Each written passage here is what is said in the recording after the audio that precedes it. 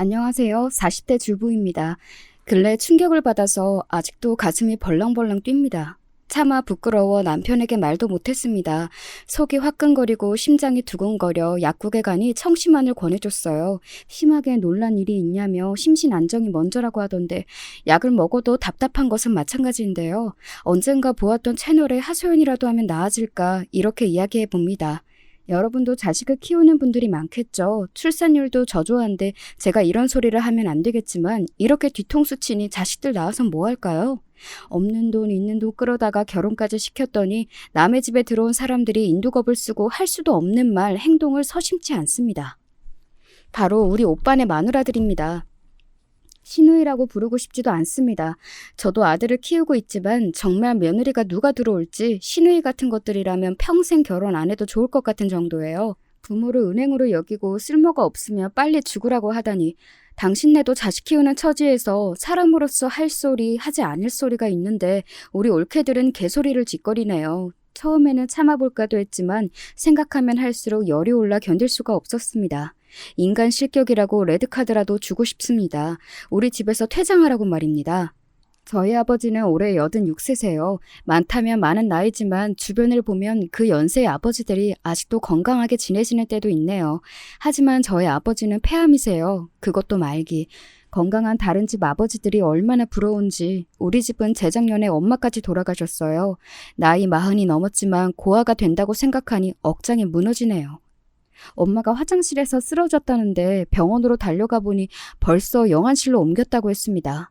간호사가 장례식장을 알아보라는 말에 저는 그 자리에서 기절했습니다. 돌아가시기 하루 전날에도 저랑 통화도 하면서 주말에는 집으로 오라고 하셨어요. 제가 좋아하는 물김치를 담았다고 가져가라는 연락이었습니다. 장례식을 마치고 본가에 가니 엄마가 담근 물김치가 적당하게 익었더라고요. 먹지도 못하고 얼마나 울었던지 말도 못합니다. 요즘은 물김치도 못 먹게 되었습니다. 엄마 생각이 울컥나서 말입니다. 우리 엄마 소원이 크루즈 타고 세계 여행이었어요. 곧 보내준다는 것이 지키지 못하는 약속이 되었네요. 결국 엄마 유골이 남아 인천 앞바다에 뿌리면서 가지 못한 세계 곳곳을 가보라고 했습니다. 전 아직도 눈물이 마르지 않네요. 그래서 아버지가 너무 소중합니다. 엄마 돌아가시고 유난히 쇠약해지고 식욕도 없다고 밥도 잘 안 드시는 통에 살도 많이 빠지시곤 했어요. 속이 더부룩하고 머리도 아프고 속이 울렁거린다는 말을 자주 하셨는데 저는 배우자상을 당하면 남편이나 아내가 겪는 트라우마라고 생각하고 보약을 지어드렸습니다. 하지만 보약도 체하겠다며 외면하셨죠. 결국 병원에 가니 폐암이라고 했습니다. 아버지가 젊은 시절 숯불을 오래 피우긴 했는데 그것도 이유라면 이유일까요? 평생 술, 담배도 전혀 안 하시고 일만 하셨는데 왜 이런 일이 일어날까요? 저는 며칠을 울었습니다. 몇 년 더 머물다 가셨으면 좋겠어요. 제 욕심이겠죠? 그래서 최선을 다하려고 했습니다. 친정은 2대째 돼지 갈비집을 하고 있습니다. 아버지가 직접 숯불을 피워서 손님들 상으로 내가는 일을 오래 하셨죠. 그래서 폐암으로 번졌을까요? 너무 속상했습니다. 아무튼 아버지는 30 후반부터 집을 개조해서 작은 식당을 열었어요. 그전에는 정육점을 운영해서 고기에 대해 잘 알고 있었어요. 게다가 우리 엄마가 손맛이 좋아서 함께 일을 하셨습니다. 평생을 식당에 매여있던 분들이셨어요. 장사는 곧잘 되어서 벌이도 좋았지만 아버지와 엄마는 미련스럽게 자신들이 손수 다 손님을 맞이하신다는 고집이 있었습니다. 오빠 둘과 저는 어릴 때부터 갈비집에서 먹고 자고 했습니다. 그때는 지금보다 식당 규모는 아주 작았고요. 엄마 아빠가 일 마칠 때까지 가게 안쪽의 방에서 셋이 공부하고 밥도 먹고 지냈습니다. 나중에는 가게가 점점 커지고 저희도 중학생 이상이 되니 아르바이트도 했습니다. 두 오빠는 일을 그때도 열심히 안 했어요. 곧 죽어도 식당 일이 싫다고 도망가기 일쑤였습니다. 불판 닦아라, 판 갈아라, 고기 잘라라 이런 거 질풍노도 시기에 하기 싫겠죠. 공부는 보통 실력이라 학교 생활은 무난했지만 집에 오면 일하기 싫어서 아프다, 공부한다 아니면 밖으로 휙 하고 나가버리더군요.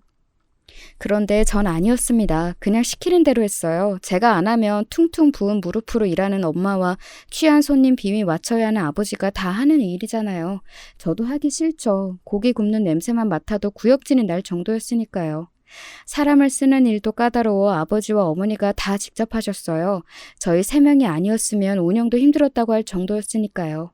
일하면 용돈까지 줬는데 오빠들은 돈만 받고 갑자기 주랭랑을 쳤죠.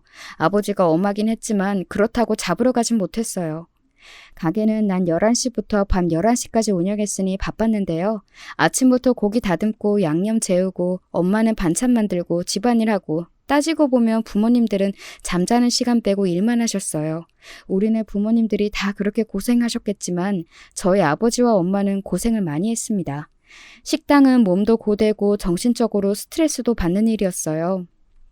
아버지와 엄마의 노력으로 저희는 단칸방에서 방이 5개나 되는 빌라까지 살게 되었죠. 저희 형제들은 다 대학까지 공부했고요. 단골도 생기고 동네에서 맛집으로 소문도 나고 1층 갈비집이 3층으로 늘어나기도 했어요. 그 무렵부터 아버지는 오빠들에게 가게를 물려주고 싶어 했어요. 어릴 때도 돼지갈비에 대짜도 꺼내지 말라며 손사래를 치던 두 사람은 대학 졸업 후 갈비집을 물려받기도 싫다고 당당히 선언했어요. 솔직히 갈비집 자체가 싫다기보다 젊어서 고생은 사서 하는 것이라는 아버지 스타일도 무섭다고 했습니다. 갈비집을 운영하려면 주방 보조부터 차근차근 배우라고 하셨어요. 불판 닦고 숯불 피우고 서빙하고 설거지에 화장실 청소, 계산대 업무, 격리 업무 등 못하는 것이 다 해보라는 것이 아버지의 뜻이었습니다. 그 일을 다 해낸 사람은 바로 저밖에 없었습니다. 물론 솔선수범은 아니었어요. 오빠들이 도망가는 통에 제일 어린 제가 붙잡혀 다 해낸 거죠. 나중에는 아버지가 주시는 일당 받는 재미에 일을 하기도 했지만요. 내가 보기엔 오라비는 다 글렀고 우리 막내딸이 가게 이어가면 되겠네. 오랜 세월 불만 없이 묵묵하게 일을 하니 아버지가 실장이라는 직함을 주셨어요. 저도 대학을 졸업하고 회사 일도 해보았지만 적성에 맞지 않았습니다. 앞치마 두르고 손님들에게 음식 대접하는 것이 더 보람찼어요. 가게가 안정적으로 운영되니 손님 중에 한 분이 중매를 서서 저는 지금의 남편을 만났어요. 형제 중에 제가 먼저 결혼하게 되었습니다.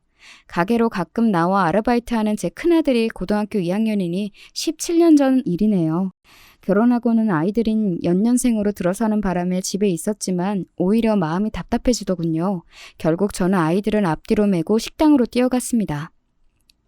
그 당시 남편도 나름 이름난 중소기업에 다니고 있었는데 회사를 그만두고 식당을 도왔습니다. 그 당시 엄마가 관절염이 심해서 제가 안 나가면 안 되는 상황이었고요. 손님들도 저를 계속 찾는다고 하니 어쩔 도리가 없었습니다. 오빠들은 뭐 했냐고요? 동남아에서 사업한다는 큰오빠부터 연애한다고 돌아다니는 둘째 오빠까지 코빼기도 안 보였습니다. 남편이 아니었으면 안팎으로 힘들 뻔했습니다. 나름 회사 과장이었지만 주차장에서 대리 주차도 마다하지 않았습니다. 웃자고 하는 소리인지 모르겠지만 남편은 우리 집 돼지갈비가 너무 맛있어서 저랑 결혼했다고 했어요. 일을 마치고 제가 고기를 구워주는 맛에 화장실 청소까지 하는 남자였습니다. 아무튼 저희 부부도 아버지 엄마처럼 가게에서 일을 시작했죠. 나중에는 아버지와 엄마는 자연스레 식당에서 손을 떼고 낚시도 가시고 개모임도 가셨어요. 그러니 저희 부부가 식당을 맡아서 하기 시작했습니다. 물론 오빠들은 그게 불만이었어요. 사위를 아들처럼 여긴다고 저는 어이가 없어 오빠들에게 한마디 했습니다. 아니 오빠들 불판도 싫다, 홀서빙도 싫다 했잖아. 우리 남편은 다 했다니까? 화장실 청소까지 했다고. 근데 안 좋아? 어떤 아들이 그랬니? 왜 그래 진짜? 오빠들은 제게 말본새가 예의가 없다, 오빠 알기는 똥으로 안다고 저를 혼냈지만 아니 제가 틀린 말을 한 것은 아니잖아요. 게다가 아버지가 저희 부부에게 고맙다며 보너스로 집장만 하는데 일부라도 보태주셨어요. 아예 사준 건 아니지만 그래도 저희는 너무 감사했어요. 은행 대출 안 받는 게 어디인데요. 그게 화근이 되어 유산 상속 시작되었네요. 왜 자기들은 집을 안 주느니 마느니 하면 난리가 났어요. 그런데 보세요. 오빠들 사업한다고 저 몰래 집에서 돈 가져간 것이 얼마인데요. 저 알아도 입 다물고 살았어요. 괜히 싸움 날까 봐. 근데 집값 절반 보태주신 것이 그리 아깝나요? 그리고 전 대학 장학금 받고 학교 다녔고 결혼 혼수도 제가 고깃집에서 아르바이트한 돈으로 장만했습니다. 저도 참을 수가 없어 한마디 하려는 찰나 아버지가 한마디 하시더군요. 내 죽기 전에는 유산 상속 없어. 그러니까 앞으로 달라고도 하지 마. 아버지는 엄마와 함께 유언장을 써서 변호사에게 공증까지 받았습니다. 돈이 얼마나 많으면 이러냐고 묻는 분도 계실 겁니다. 처음에는 다 쓰러져가는 식당에서 시작한 돼지갈비가 이제는 지역에서 유명한 맛집으로 자리 잡았습니다. 3층짜리 건물 자체를 다 가게로 쓰고 있습니다. 주말에는 가게에 앉을 자리가 없을 정도로 사람이 많습니다. 이렇게 된 그것은 최근이지만 아버지 때부터 주말에는 늘 사람들이 붐볐습니다. 그래서 가게 건물부터 본가 5층짜리 빌라, 시골의 농장대지, 예금까지 차곡차곡 모이긴 했어요. 못해도 200억 미만은 된다고 할 수 있어요. 그러면 뭐 하세요? 지금 그렇게 아프시니까요. 몸 건강하고 돈도 살 만큼 있으면 되는 것 아닐까요? 저는 유산도 유산이지만 이 돼지갈비집으로 2대, 3대 장인 정신이 있는 집으로 만들고 싶어요. 100년 가게 있잖아요. 다행히 저희 큰아들이 한식 조리사 자격증을 따고 가게를 물려받고 싶어 해요. 저도 아버지처럼 밑에서부터 올라오라고 식당 설거지도 시킵니다. 다행히 둘째 오빠는 정신을 차리긴 했어요. 여자친구에게 대차게 까였거든요. 나름대로 돈 있는 집안의 딸인 모양인데 돼지갈비집으로는 자신에게 접근도 말라고 했다나요? 아무튼 시련의 상처가 큰지 택배부터 닥치는 대로 하더니 종잣돈을 마련해서 갈비집 안에 정육점을 차리겠다고 했어요. 처음에는 반신반의했지만 열심히 하기 시작하니 아버지도 많은 도움을 주셨습니다. 손님들도 반응이 좋아서 잘 운영되고 있어요. 올해부터 돼지갈비를 택배 판매까지 하게 되니 둘째 오빠 도움이 컸습니다. 문제는 저보다 4살 많은 큰오빠였습니다. 아버지는 늘 장남이 자리를 잡아야 가정이 바로 서고 위계질서도 잡힌다고 생각하셨어요. 맞는 말씀이죠. 저도 큰오빠가 잘 되었으면 좋겠다고 저도 생각하죠. 하지만 사업한다고 이리저리 돈을 끌어다 쓰고 망하면 아버지에게 오고 또 돈 타서 사업하고 또 돈을 달라고 하는 건 장남이 할 짓은 아니잖아요. 게다가 엄마도 오빠 버릇 망치는데 1등 공신입니다. 아버지가 돈 못 준다고 못을 박았는데도 불쌍했던지 쌈짓돈을 자꾸만 밀어주었습니다. 필리핀에서 리조트 사업을 한다고 난리를 쳤는데 결국 사기꾼에게 당하고 쫄딱 망한 채 한국으로 돌아왔습니다. 거기서 필리핀 여자를 만나고 살다가 헤어져서 애 하나 데리고 들어왔습니다. 진짜 가진 거 하나 없으니 결국 갈비집에서 일하겠다고 했어요. 이놈아, 갈비집 해도 불판 닦는 것부터 하는 거야. 네 딸을 위해서도 열심히 해. 죽어도 돼지갈비는 싫다고 하던 오빠가 가게에 들어와 일을 합니다만 계산대는 남편과 제가 맡아서 하니 불판 넣는 일이나 주차장 관리일 뿐이죠. 수십억을 몇 번이나 날렸다는 오빠는 이제는 입을 닫고 일하고 있었습니다. 이렇게 우여곡절 끝에 온 가족이 갈비집에서 일을 한 지 몇 년이 되었는데요. 그 와중에 오빠들은 차례로 결혼했습니다. 첫째 시누이는 엄마 동창의 딸이었습니다. 그쪽도 한번 갔다 왔다는데 아이는 없었습니다. 엄마의 중학교 동창들이 보증을 설 만큼 착한 여자라고 했습니다. 딱 겉으로 보기엔 얌전하고 착해 보였어요. 혼인신고서에 도장을 찍고 나니 아이는 키울 수 없다고 잘라 말했습니다. 엄마도 관절염이 심해 어린아이는 맡을 수도 없었습니다. 결국 조카는 필리핀으로 보내고 말았어요. 조카도 필리핀에 있는 자기 엄마랑 함께 살기를 원해서 어쩔 수 없이 보내긴 했습니다. 애가 싫다기보다 자신은 중학교 교사라서 일을 해야 하니 애를 돌볼 시간이 없다는 것이 이유였습니다. 솔직히 저는 이해가 안 갔습니다. 갈비집 주차 관리인인 오빠랑 중학교 선생님이라니. 제가 속물인지는 몰라도 균형이 맞지 않았습니다.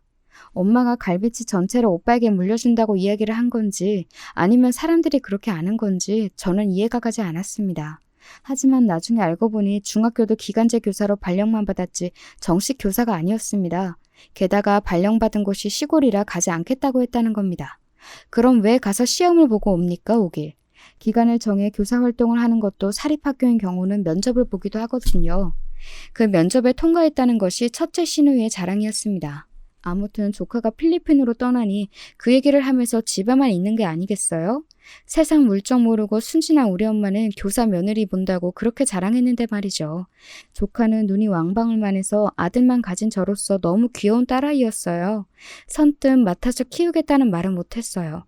제가 낳은 아들도 제대로 케어도 못했는데 그건 제 욕심이니까요. 아무튼 첫째 시누이 때문에 조카는 한국에서 1년만 살다가 제 고향으로 가버렸네요. 첫째 시누이가 조금 이상한 느낌이 들긴 했어요.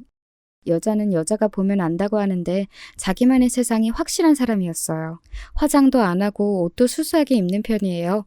집 청소도 하고 반찬도 만들고 그 대신 아침에는 블루마운틴 커피에 아보카도 바른 빵을 먹어야 한다면서 강남 백화점으로 오빠를 아침마다 내보는 겁니다. 오빠한테 가서 사오라는 건 충분히 이해합니다. 부부 문제니까요. 하지만 출근하는 남자한테 그걸 시켜서 지각하게 만드는 것은 이상하잖아요. 지가 사면 되지 울 오빠는 엄마 말 내 말은 안 들으면서 첫째 시누이 말은 잘도 듣더군요. 안 사가며 들들 볶이는 게 싫다면서 한다고 하지만 갈비집 주차 관리인은 지각해도 됩니까? 제가 첫째 시누이에게 왜 그러냐고 물었더니 가족끼리 너무 빡빡하게 굴지 말라고 하니 제가 어이가 없었습니다. 그래서 요즘 오빠는 1시간 이상 늦게 옵니다. 재혼까지 했는데 오빠한테 해가 될까 제가 또 참긴 했습니다. 둘째 오빠는 가끔 고기 사러 오는 여자 손님이 자기 조카를 만나보라고 하라고 했어요. 오빠의 싹싹함에 반했다고 하면서요. 그 덕분에 일벌레가 쉽게 결혼까지 골인했는데 아기를 갖고선 둘째 시누이께서는 왕비님이 되셨어요. 오빠가 바쁜 택배로 인해 정육점에 나와서 송장 붙이는 일도 잠깐 도와달라는데 아기 때문에 안 된다고 했대요. 그렇다고 아기를 잘 보는 것도 아니에요. 엄마로서 이런 말 하면 안 되지만 폐렴에다 갖가지 질병은 다 걸리는 우리 조카에게 제가 보약이나 지어준 적도 있어요. 매일매일 뭐가 그렇게 바쁜지 집안 꼴은 엉망입니다. 가끔 그 여자 손님이 원망스러울 때가 있어요. 아마 둘째 오빠가 어떤 불만에도 하하 웃으며 대응했겠죠. 속었게 말이죠. 엄마가 계실 때 시누이들에게 가끔 반찬도 해주고 청소도 해줬다고 하길래 제가 관두라고 얼마나 싸웠는지 아세요? 며느리들이 좋아하지도 않을 짓을 왜 하는 건지 아들 위해서 아들 좋아하는 반찬 하는 거라고 저한테 그러시긴 했어요.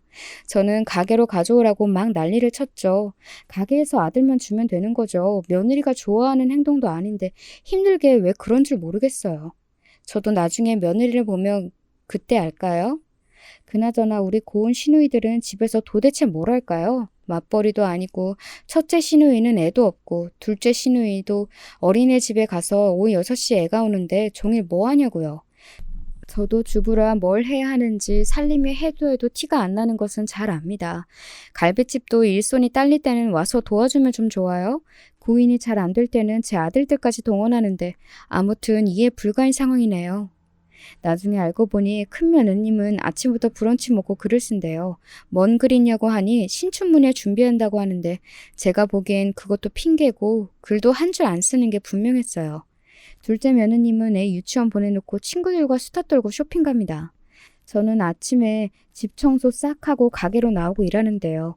물론 제가 맞고 그분들이 틀리다 하는 게 아닙니다. 여유가 있으면 얼마나 좋아요. 저도 그러고 싶어요. 하지만 가게 일손도 부족하고 오빠들이 바쁜데도 아랑곳 없어요.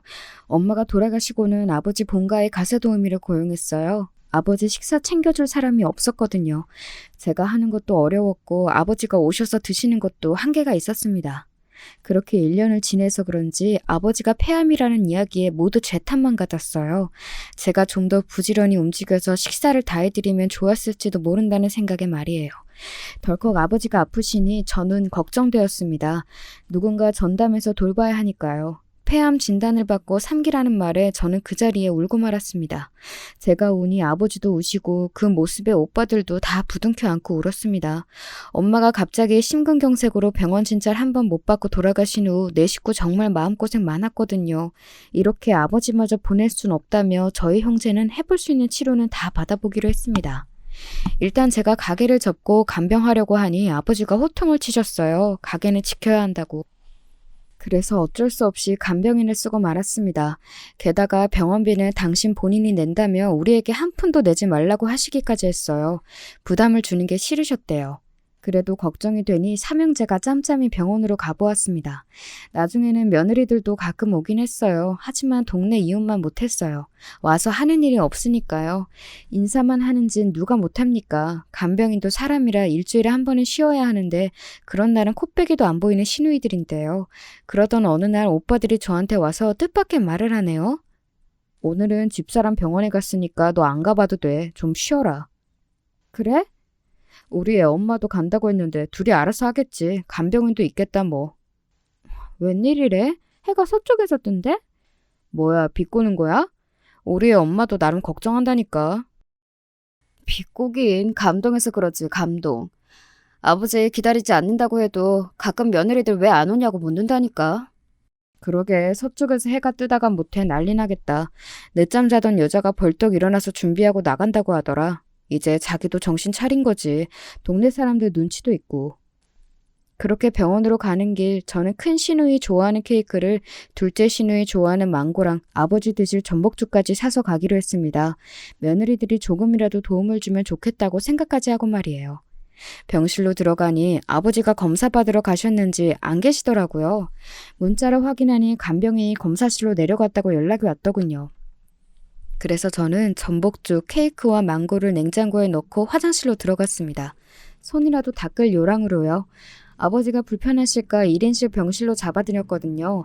화장실에 손을 닦고 나가려는 찰나 시누이들이 병실 안으로 들어오는 소리가 났어요. 이 병실 하루 17만 원이라며?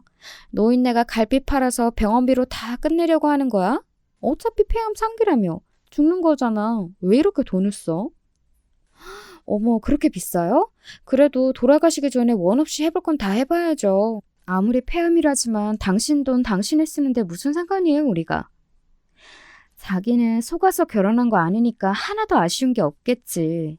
하지만 나는 갈비집 사장이라는 말 듣고 시집 왔거든. 근데 올 쾌년이 다 말아먹은 곳이라니 원.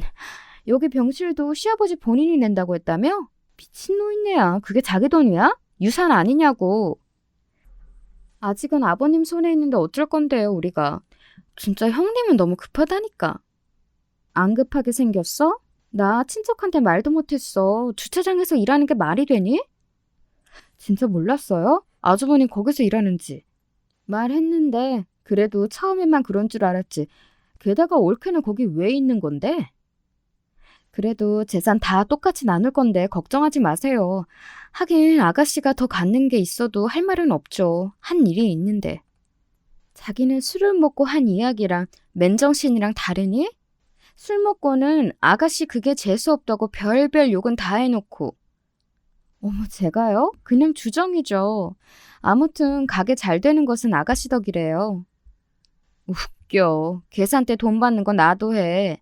삼성 이익 올랐다고 이재용이 다 갖는 거 아니잖아. 재벌도 그렇게 하는데 겨우 구멍가게로 유세는. 저는 여기까지 듣고 나가야 하는데 차마 발길이 떨어지지 않더라고요. 너무 놀라며 아무 생각도 나지 않는다고 하잖아요. 저것들이 매일 모여 우리 집 욕하고 앉아있다니. 근데 너무 대놓고 돈 달라고 하는 첫째 시누이는 정말 이해 불가입니다. 그래도 지금까지는 감당은 가능한 이야기였어요. 그러나 그 다음에는 지금 곱씹어봐도 화가 납니다. 그나저나 이런 생활 언제까지 해야 하는 건지. 그렇다고 빨리 가시라 할 수도 없고. 재산이나 넘기고 얼른 되졌으면 좋겠어, 진짜. 어머, 형님, 누가 들어요. 동서는 그런 생각 안 해? 너무 시간 낭비잖아. 빨리 되지라고 하는 거 뭐 어때서? 그렇다고 뭘 되진다는 표현까지 하세요. 형님 너무 거칠어요. 제가 아는 의사한테 물어보니 6개월도 못 넘긴다는데 왜 그렇게 보채세요? 그냥 편하게 사세요. 우리한테 간호하라는 것도 아닌데 저희 가만히 있으면 되죠. 좋겠다. 서방님이 돈 번다. 이거지? 아주 천하태평이다. 왜요? 왜긴 이사하고 싶어. 여기 청구장 너무 싫어. 상속받아서 강남 다시 가시게요? 유산 나누면 50억은 될까? 이미 동서 다 알아봤네. 대강 짐짝이지. 전 그냥 남편 지금처럼 벌고 아버님 더 오래 사셔도 돼요. 올가을에 미국 언니네 가야 하는데 그때 가시면 진짜 속상할 듯해요. 동서가 더 나빠. 제가 왜 나빠요? 어머님도 가실 때 유럽 여행 당장 취소했어요. 재수가 없게 시어머니 이야기는 왜 해? 40년 넘게 살면서 화장실에서 열받기는 처음이네요. 손이 달달 떨리는데 당장 뛰어나가서 변기물이라도 끼얹고 싶었어요. 저 여자들 뭘 믿고 저러는 걸까요? 오빠들한테 실체를 까발리고 싶어졌어요. 지금 이렇게 화를 낸다고 저것들이 달라지지 않을 것만 같았죠. 화장실 문을 조용히 열고 나왔습니다. 몇 초간 표정 정리하느라 고생했습니다. 언니들 언제 왔어요? 저 화장실에 있었는데. 제 목소리에 순간 멈칫하는 모습이 가관이었어요. 저보다 나이가 적어도 언니 대접해줬더니 우리 집 유산만 탐을 내다니. 그리고 되줬으면 좋겠다고요? 누구한테 하는 소리인지 정말. 자기들 부모한테 제가 그런 말을 하면 난리가 칠 것들이 말이죠. 왜 놀라세요? 도대체 뭔 얘기를 하고 있길래? 어머, 아가씨 무슨 이야기는 이야기예요. 드라마 이야기하고 있었죠, 형님? 동서는 말 같은 소리를 해라. 무슨 드라마? 아가씨, 화장실에 있으면 있다고 해야죠. 깜짝 놀랐잖아요. 이거 예의가 아니에요. 우리가 한 말 다 들었어요? 들리니까 듣죠. 목소리도 크시던데. 그리고 누가 화장실 안에서 나 있어요 해요? 문 두들기면 몰라도? 안 그래요? 첫째 시누이 말하는 모양 보세요. 진짜 아니죠? 저도 질세라 말을 꼬박꼬박 받아치기는 했네요. 저희 하는 말 화장실에서 들려요? 알게 뭐예요. 왜? 뭔 말 했는데? 시누이 두 명은 서로 어쩌지 하는 눈빛을 보내긴 하네요. 하긴 시아버지를 돼지라고 했으니 속으로 뜨끔했겠죠. 아가씨, 우리가 뭐라고 했는데요? 욕하는 것 같던데 흘러나오는 이야기가. 어머 아가씨, 우리 욕할 줄 몰라요. 그리고 누구 욕해요, 우리가? 언니는 가을에 미국 가요? 그제야 둘째 시누이의 얼굴이 사색이 되던데요. 미안하다, 미쳤었다, 본심이 아니다, 난리가 났습니다. 근데 말이죠. 첫째 시누이는 아무 말도 안 하고 앉아 있는 겁니다. 첫째 언니는 할 말 없어요? 다 듣고 시침대지 마세요. 동서, 너 잘 들어. 우리 이 방에서 아무 말 안 했다. 우리 둘이 안 했다면 그만이지. 아가씨가 듣거나 말거나. 하긴 엿들었으니까 나만 들었을까 과연? 그나저나 오빠가 아무 말도 안 해요? 우리 둘 온다고? 아가씨 힘들다고 왔는데 그럴 필요 없네. 아가씨 뭘 좀 들었다고 그런 말 한마디로 나 협박하려고 하지 마요. 내가 설사 빨리 가시라고 했어도 아가씨가 어쩔 건데요. 말은 다 할 수 있어요. 알아요? 와, 말만 하고 휙 나가버렸습니다. 가서 머리채라도 잡을까 했지만 보는 분도 많고 갈비집 인심 잃을까 참고 참았습니다. 제 옆에서 눈치만 보고 있던 둘째 언니한테도 나가라고 했어요. 둘이 서둘러 나가버리고 저는 탁자 안쪽에 액자로 위장한 CCTV를 확인해 보았습니다. 제 핸드폰으로 연동되어 녹화는 물론 녹음까지 됩니다. 간병인 감시만을 위한 장치는 아니었습니다. 아버지 잘 계시는지 제가 답답해서 설치한 것이었어요. 혹시 모르는 상황에 대비해 제가 설치한 것이었죠. 저런 여자가 선생? 기간제는 뭐든 그만두는 게 아이들을 위해 다행이네요. 중학교 교사라던 사람이 말투가 기본 예의가 없어요. 솔직히 그 기간제인 것도 안 해본 것 같았어요. 아나무인이라는 사자성어 첫째 시누이에게 쓸 수 있는 말 아닌가요? 도저히 제 선에서 끝낼 일이 아니었습니다. 저 여자의 버릇을 고쳐야 할 텐데 일단은 오빠들에게 말해야 될 것 같았습니다. 그날 저녁 오빠들에게 저희 집으로 와달라고 했습니다. 맥주라도 한 잔 먹자고 했지만 제가 평소에 그러는 사람이 아닌지라 오빠들은 뭔가 싶어 달려왔습니다.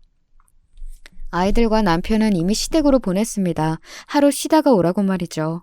남편에게도 시누이의 버르장머리 없는 대화를 보여주진 못했습니다. 저는 맥주 한 잔씩 오빠들에게 따라주곤 저도 벌컥벌컥 들이켰습니다. 다들 왜 그래? 이런 반응이었죠. 병원에 갔다 온다고 한 사람이 가게에도 오지 않고 집으로 퇴근했으니 제 모습이 이상했겠죠. 내가 진짜 꿈을 꾼 거라면 좋겠어요. 오빠들에게 먼저 보여주는 게 맞는 것 같아서. 저는 핸드폰에 녹화된 그 영상을 보여줬어요. 오빠들도 몇 초간 정적이 흘렀습니다. 아내들의 적나라한 민낯이 드러났으니까요. 이놈의 여편네가 막말은 마구하네. 게다가 형수 미쳤네. 얌전한 척은 혼자 다 하더니 말이야. 되죠? 성질 같아서 진짜 확. 와, 형수 이래? 우리 애 엄마야. 푼수잖아. 둘째 언니도 만만치 않아. 야, 그래도 싹싹 비네. 잘못했으면 빌기라도 하고 사과라도 해야지. 형수는 뭐야, 태도가? 형, 말 좀 해봐. 오빠들이 하나도 안 무서우니까 언니들이 저러는 거야. 큰오빠는 왜 말이 없어? 그냥 넌 빠져. 어린애가 자꾸 시누이한테 이래라 저래라 말고. 오빠? 안 봤어? 다시 볼래?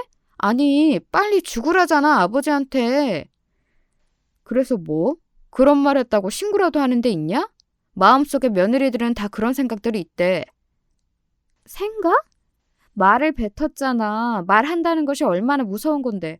오빠도 오빠 생각 다 말해? 나도 할까? 오빠가 이렇게 무능하니까 미친 여자가 날뛰지. 됐어? 좋아? 아무것도 아니야? 엄마가 들었다고 생각해봐. 얼마나 억장이 무너졌겠어. 아버진? 저는 참았던 울분이 솟아올라왔습니다. 아버지가 결혼한다고 반지도 해줘, 집도 사줘, 차도 사줘.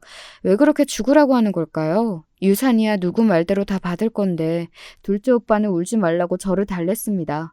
큰오빠는 와 부창부수라더니 그냥 가버리더라고요. 생각해보니 형 기분도 생각해야 했어. 장남체면 확 구겼잖아. 그래도 형인데 나라도 없었으면 달랐을 건데 나까지 있는 데서 영상 까니까 자존심 상했을 거야.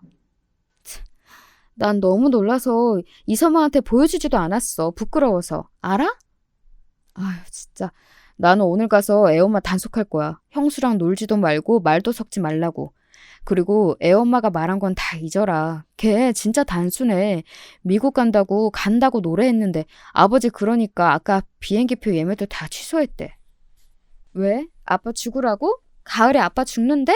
아주 둘 다 고사를 지내라, 어? 야, 그게 아니라 지금 때가 아니니까 지가 취소하더라. 그니까 둘째 언니는 그래도 반성한다고 하니 봐줘라. 우리 아빠, 엄마 진짜 좋아했어. 진짜야. 어디 가서도 시아버지 준다고 모자도 사왔잖아. 몇 년 전 이야기를 하는 건데? 애 낳았다고 5천 받았잖아. 그래놓고 2만 원짜리 모자? 사람 정성을 돈으로 매도하냐? 너도. 오빠들 지금 언니 편들 드는 거죠? 별일 아니라니 저는 이 상황이 소름이 돋네요. 둘째 오빠네야 반성 아닌 반성하겠죠. 그런데 첫째 오빠네는 부부가 왜 그 모양인지 정말 모르겠어요. 저는 그대로 가버리는 첫째 오빠가 정말 미웠습니다. 그럼 그렇지. 오빠들이 저러니까 우리 집 우리 아버지 무시하는 거잖아요. 이대로 참아야 할까요? 저는 냉장고에 있는 맥주를 더 꺼냈습니다.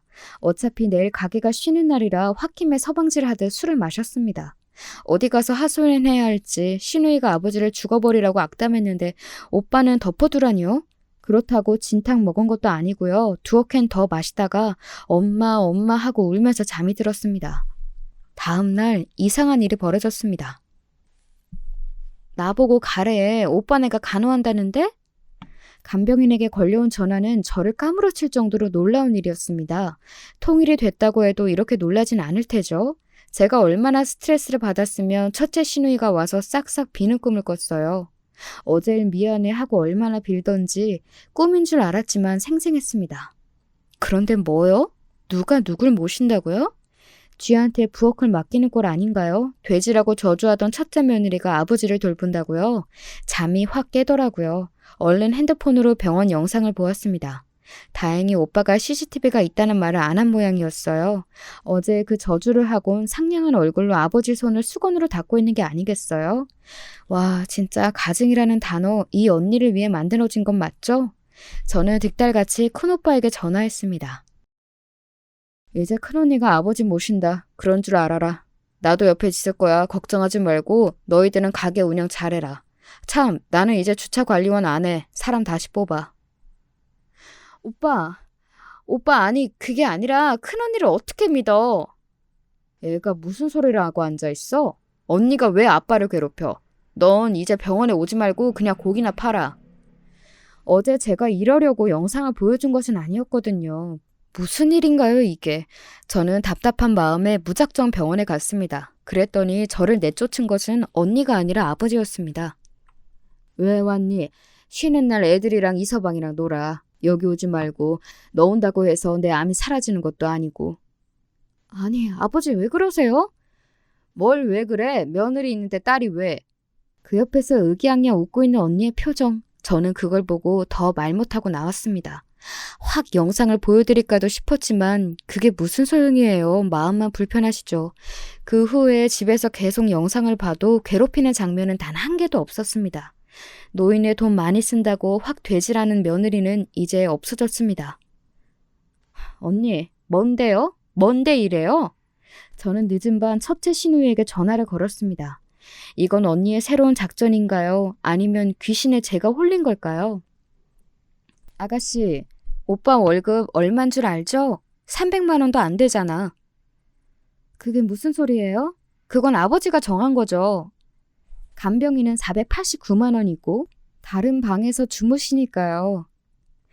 아버지가 2명이니까 월 1,000만 원 이상 주신다고 하네요. 그러니까 전화하지도 찾아오지 마세요. 왜요? 이것도 하고 싶어요? 1,000만 원이라고 하니까? 계산대 앞에 앉으니까 어른 무서운 줄도 모르고 내가 아무리 아가씨보다 어리지만 명색이 손윗사람이에요. 그만 끊어요. 저는 입도 뻥긋 못하고 고매한 저의 시누이께서 말만 하고 끊었어요. 요지는 월 1,000만 원 페이라고 하지만 첫째 시누이가 바보도 아니고 간병하는 것이 얼마나 힘든데 한다고 했을까 싶었습니다. 다음 날에 아버지는 아예 병원을 퇴원하셨습니다. 의사들도 수술이나 항암도 의미가 없다고 하니 아버지가 집에서 스스로 요양을 선택하셨어요. 그렇게 집에 가고 싶어 했는데 이제 첫째 시누이에다가 아들까지 간병을 해준다고 하니 당장 짐을 챙기셨어요. 그 후에는 첫째 언니는 아버지가 해달라는 것은 다 해주고 있다고 했어요. 소문에 들어보면 하루에 12번도 더 변하는 아버지의 입맛을 위해 이것저것 공수하고 있대요. 암 말기면 소화 기능이 약해져 입맛도 없거든요. 전복 먹고 싶다고 하다가 알밤 까달라고 하다가 국수를 말라 하고는 미음이나 가져오라고. 그런데 이해가 안 가는 건 그걸 첫째 언니가 하고 있다는 겁니다. 아버지 집에 가끔 청소하러 가는 도우미 아줌마의 이야기로는 아주 간이고 쓸개도 없는 여자처럼 낭창하게 아버지께 잘한다고 했어요. 요리도 잘하고 청소도 곧잘 하고 못하는 게 없대요. 가자미 식혜까지 담글 줄 안다고 하더라고요. 전에 갈비집 참모가 병이 나서 하루 가게 문을 닫은 경우가 있었는데 그때는 자기는 라면밖에 못 끓인다고 했거든요. 아버지가 그 가자미 식혜 드셨어요? 매운데? 아니, 먹긴 젓가락을 들춰보다가 오징어 순대는 할 줄 아냐고 물으셨어. 뭐야, 그 언니. 알고 보니 대장금이더만 못하는 요리가 없어. 갈비찜 말고 한정식집 차려도 되겠어. 네? 그래도 여기 갈비 드시고 싶다고 해서 심부름 온 거야. 나 간다. 알다가도 모를 일이었어요. 꿍꿍이가 있어 오빠랑 결혼했을까요? 생각이 많아지니 혼자 가게에 남아 오늘 판 매상을 정리하고 있었는데 둘째 시누이가 헐레벌떡 뛰어왔어요. 둘째 언니? 오빠 갔는데? 아니야, 그게 아니야. 얼마나 뛰어왔으면 반말에 헐떡거리는 것이 장난이 아니었어요. 저는 물 한 잔을 주며 멍하게 바라보았습니다. 진짜 오빠 말대로 백치미가 주룩 흐르긴 하더라고요. 아가씨 큰일 났어요. 형님 다 준대요. 뭐가요? 뭘 주는데? 다 주기로 했대요. 재산 거의 다 큰 형님 주기로. 유언장도 새로 쓴다고 하던데요. 갈비집도 형님 주고 우리 남편도 상속 변호사 알아보려고 갔어요. 내가 아가씨만 모를 것 같아서 저번에 막말도 했고 그래도 까지도 않고 고마워서 알려드려요. 전 오빠한테 말한 줄 알고 얼마나 떨었는지 몰라요. 역시 우리 아가씨는 대인배야. 네? 그리고 그 형님 아주 작정했나 봐요. 알고 보니 교사도 아니고 강남 어디서 갈비집 하다가 망한 집 딸이래요. 그래서 아주버님하고 결혼했나 봐. 거봐요. 난 달라. 난 오빠 진짜 사랑한다니까. 알겠죠, 아가씨? 우리도 각자 살아남아야 해요. 재산은 그래도 공평하게 줘야 하는데. 그렇죠? 둘째 언니의 말이 귀에 들어오지도 않았습니다.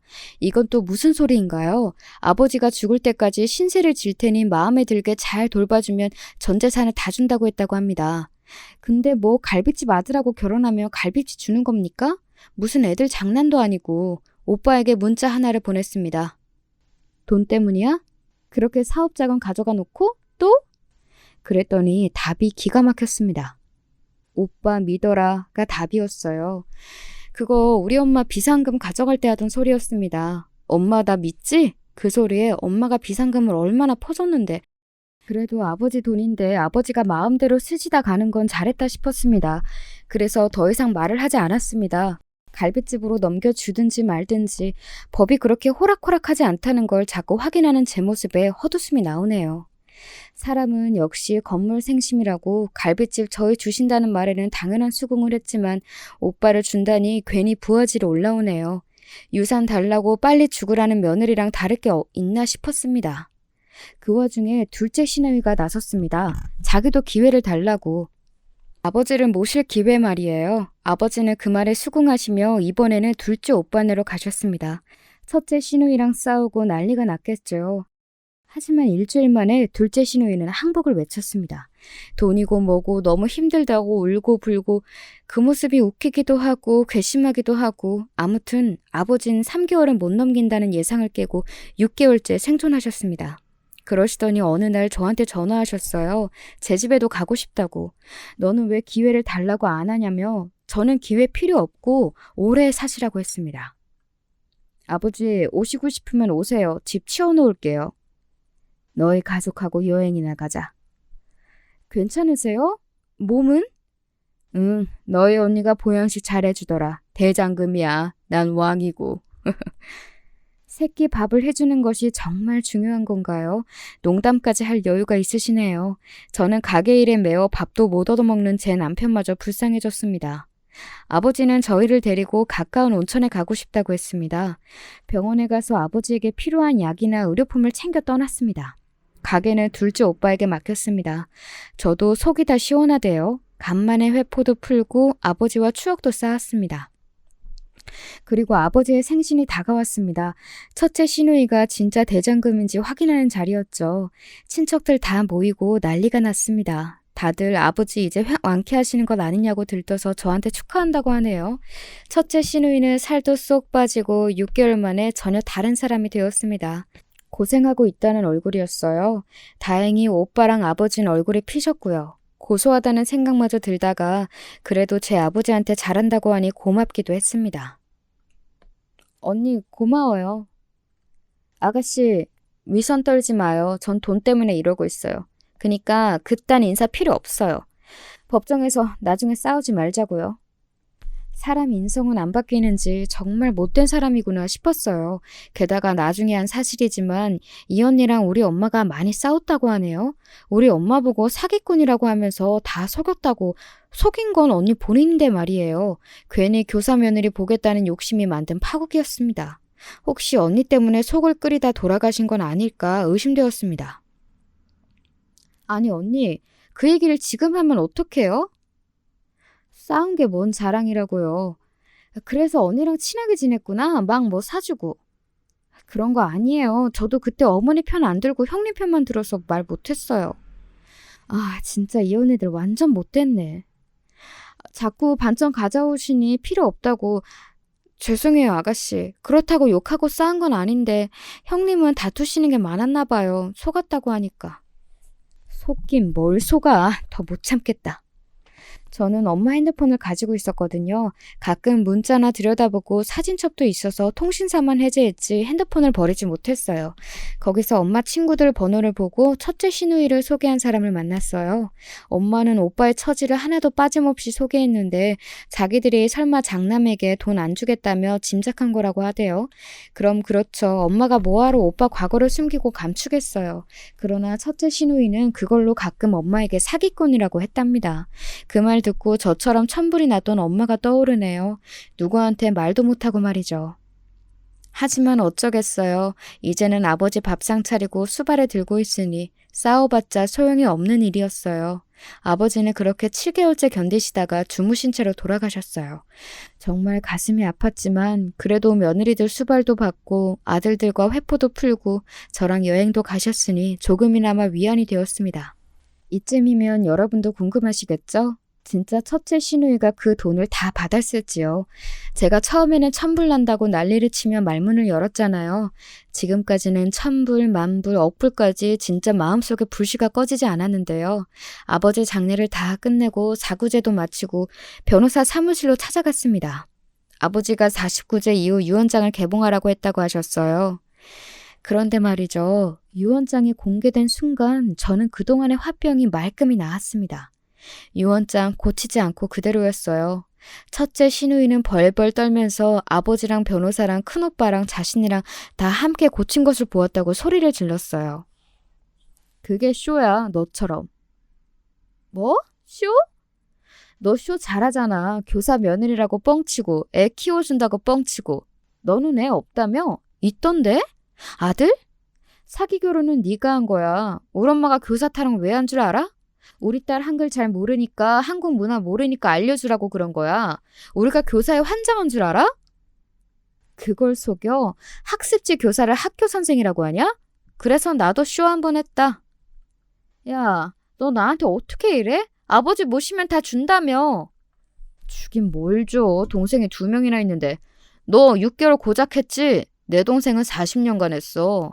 그리고 도우미 아줌마 썼지. 월급도 1,000만 원이나 받았잖아. 열받냐? 그럼 이혼해. 위자료다 6천. 아니면 소송 가던지. 너 우리 아빠 돼지라고 했던 영상 있어. 그리고 우리 엄마한테 협박한 것도 자료 다 있고. 결정적인 것은 너 나한테 욕하고 소리 지는 것도 다 모아놨다. 다 봐줄게. 그래도 아빠 잘 모시더라. 다행이지. 그리고 나 상속권 없어. 아버지가 미리 다 주셨다. 그래서 거지야. 일단 재수 씨는 우리 동생한테 잘해요. 봐줄 테니까. 네, 그럼요. 웃기네. 나도 너 막말한 거 다 알아. 확 이혼해? 아니야, 오빠 미안해. 아가씨 미안해요. 아주버님 죄송해요. 봐주세요. 저 이제 갈비집도 나가고 정육점도 나갈게요. 첫째 시누이는 혼자 벌벌 떨더니 밖으로 나가버렸어요. 아들까지 있는 건 진짜 아니잖아요. 지 아들 데리고 오려고 애도 안 낳고 오빠 딸은 보내고 어떻게 그럴 수가 있을까요? 막말하던 첫째 시누이는 결국 6천만 받고 사라졌습니다. 그것도 주지 말라고요? 그래도 아버지한테는 잘했어요. 몇 개월만 고생하면 된다고 생각했겠죠. 오빠는 필리핀에서 조카까지 데리고 왔어요. 저는 둘째 오빠와 상의해 돼지 갈비집 2호점을 내기로 했습니다. 제 몫의 유산에서 말이죠. 그 대신 날리면 가만두지 않겠다고 으름장을 놓았죠. 이 모든 내막도 아버지도 알고 계셨어요. 오빠가 거짓말로 첫째 며느리를 속이자고 할 때도 망설였지만 저를 위해 결심을 하셨대요. 그래, 그러자. 네 동생만 고생하는 것도 미안해. 우리 딸내미 죽도록 일만 시켰어. 아버지가 떠난 지 몇 개월 흘렀지만 가끔 더운 여름날 숲을 피우던 젊은 아버지가 떠올라요. 그때는 진짜 열심히 사셨는데 말이죠. 지금까지 제 이야기를 들어주셔서 감사해요. 여러분도 건강 조심하세요. 너무 혹사하면 망가질 수가 있답니다. 즐겁게 사시면 좋겠어요. 저도 그럴 예정이거든요. 물론 말 조심하면서요.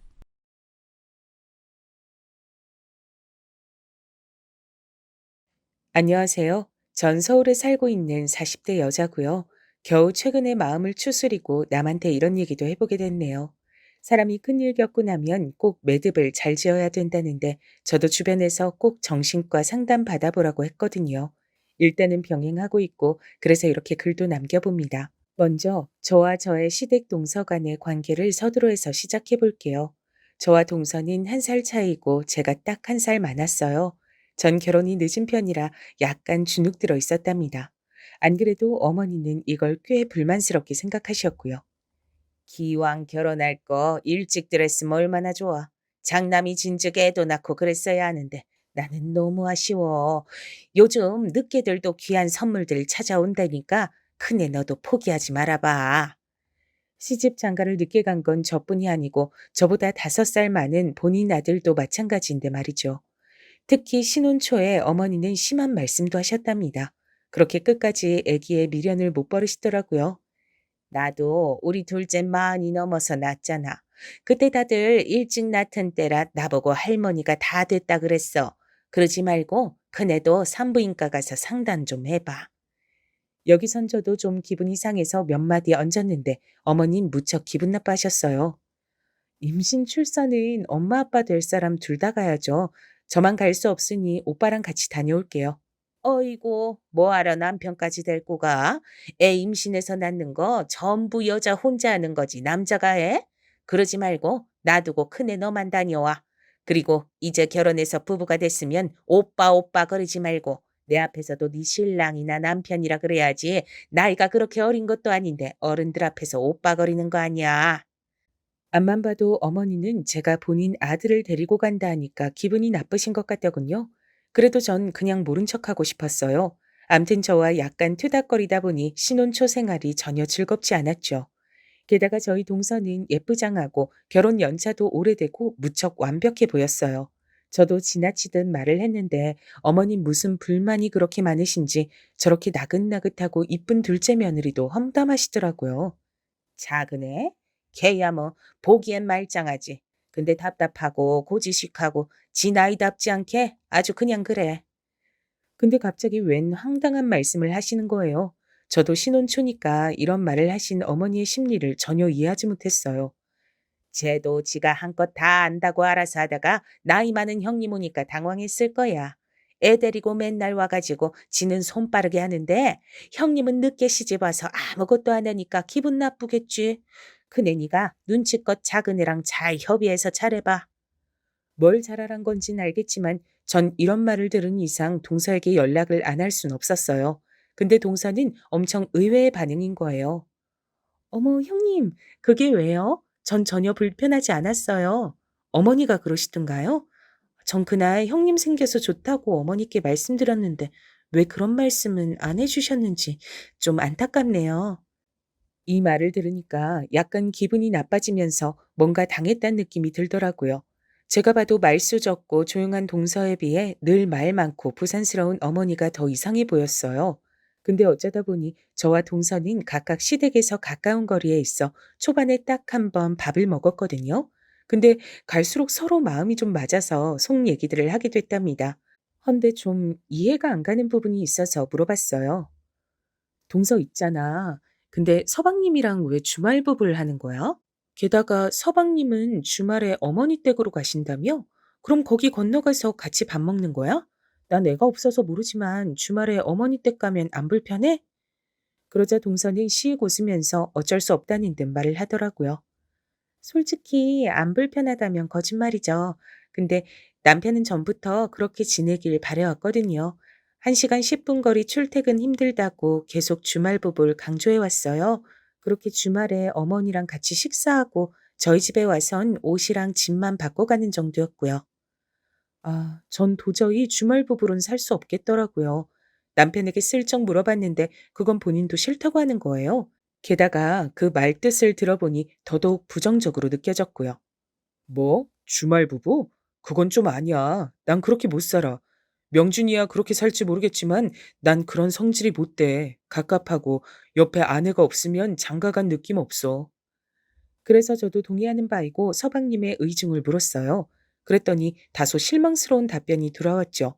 동서가 걱정될 정도로요. 그럼 서방님은 체력이 좀 약하신 편인가? 내 기준으로 1시간 10분 정도면 왜 주말 부부를 하는지 이해가 안 가거든. 직장 스트레스가 많이 심한가? 좌우지간 동서가 조금 안쓰럽긴 해. 애도 혼자 케어하잖아. 남편은 제 말을 곰곰이 생각해 보더니 이렇게 답하더라고요. 팔은 안으로 굽는다고 말이죠. 그건 아마 명준이도 결혼 생활이 재미없어서 그런 거 아닌가? 애까지 낳았고 마누라 볼 게 없고 재미가 없겠지. 그동안 한창 쭉 바쁘게 일했는데 이젠 아쉬운 게 많나 봐. 응? 그런 게 어딨어. 서방님 그 뭐지? SNS 계정 때문에 인기 끌어서 바쁘신 건 아닌데 돈은 꽤 버시지 않나? 그거 동서한테 다 오픈은 하시는 거래? 그러자 남편은 희죽거리며 웃는데 왠지 너무 낯설게 느껴졌어요. 이게 보통 남자들의 사고방식인 건지 이 형제들이 이상한 건지 생각이 많아졌네요. 돈 일정 수준 넘어가고 처자식 먹여 살릴 정도 넘어서면 뭐하러 자세하게 다 오픈해. 말해봤자 마누라한테 뺏겨 자식한테 돈 나가 그냥 쥐 죽은 듯이 돈 없는 척 해야지 뭐. 그렇다고 생활비를 안 주는 것도 아니고 명준이는 할 말이 있지. 그게 뭐야? 이상하잖아. 그럼 동서도 눈속임으로 애 보고 대충 해도 되겠네? 저번에 보니까 어머니 놀러 가신다고 도시락까지 일행분들 거 새벽에 싸서 갖고 왔다던데? 야, 애 키우는 엄마가 어떻게 그렇게까지 해? 나도 그건 재수 씨 대단하다고 생각은 하지. 근데 뭐 며느리 도리란 게 있잖아. 당신도 그런 건 배워. 제가 늦게 결혼해서 그런지 몰라도 묘하게 남편의 이런 고지식한 부분들이 거슬렸어요. 당시 약간 우스갯소리처럼 생각한 거지만 제가 더 어렸더라면 이 부분에 되게 분노하고 연애도 안 했을 거예요. 헌데 이미 결혼을 했고 그전엔 워낙 털털한 척 했으니 적당히 속았던 거죠. 아무튼 전 그 이후로 동서랑 잘 지냈고 동서도 은근하게 저에게 호감을 표현하더라고요. 사실 제가 외동딸이라 엄청 외롭게 자랐어요. 중간에 사촌 언니가 주말만 되면 놀러 왔는데 그 언니랑 참 잘 지냈어요. 근데 언니랑 형님 나이가 똑같거든요. 다른 건 전혀 비슷한 게 없는데 아무튼 형님을 보면 언니가 생각나네요. 언님 미국으로 시집 가서 안 본지 오래됐거든요. 이런 말을 하는 동서에게 저도 일말의 측은함이 생겼고 저 역시 동생이 없는지라 유순하고 착한 동서랑 그럭저럭 잘 지냈죠. 그리고 둘 다 집 꾸미는 걸 좋아해서 둘이 나란히 인테리어 소품을 사러 다니기도 하고 죽이 제법 잘 맞더라고요. 남편도 이런 부분은 무척 보기 좋다고 했고 서방님도 고마워하셨어요. 형수님, 저희 아내 잘 챙겨주셔서 감사해요. 아내가 형수님을 엄청 따르더라고요. 주말 부부 한다고 자기도 적적하고 주변 엄마들 불편한데 가족이 생긴 것 같다고 좋대요. 진짜 이땐 우스갯소리로 무슨 친자매인 양 잘 다녔던 것 같아요. 근데 참 이상해요. 여기 계신 시어머니들도 그러신가요? 저희 어머니는 저랑 동서가 잘 지내면 그렇게 싫어하시더라고요. 너무 붙어 다니지 말라나요? 결혼들 했으면 각각 집들에 붙어서 자기 서방들이랑 잘 지낼 생각들을 해야지. 너들끼리 붙어가지고 놀러 다니면서 신랑들 밥은 잘 해먹이냐?